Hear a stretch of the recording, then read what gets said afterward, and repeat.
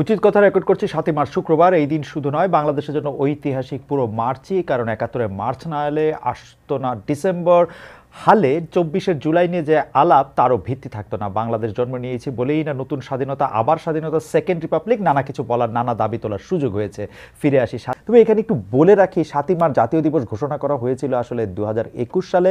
এর আগে যখন সরকারি দিবস ছিল না, তখনও এর মহিমা কোনোভাবেই কম ছিল না। তাই দিবস ঘোষণা বা বাতিল করার আগে আগুয়ান সময়কে ভেবে নেওয়া দরকার সরকার মহাশয়দের। আগে পিছে তো দূরের কথা, বর্তমানে আমাদের কর্তারা কতটা বর্তমান ভাবেন সেটাও একটা প্রশ্ন। তাদের আরেকটা অভ্যাসও তো আমাদের জানা, যা বলবেন তা করবেন না, আবার যা করবেন তা বলবেন না। চলমান মবের কথাই বলি, এ নিয়ে সরকারের অবস্থান আসলে কি? মতো অনেক বীর যোদ্ধা যে ভাষণে পেয়েছিলেন মুক্তিযুদ্ধের সবুজ সংকেত, সেই ভাষণের ঐতিহাসিক গুরুত্ব মানতে হবে, জানতে হবে এর ইতিহাসও। কিন্তু গত ১৫ বছর আওয়ামী লীগ আমলে এই জাতীয় চেতনা চর্চার নামে, স্মরণের নামে বাড়াবাড়ি ছিল।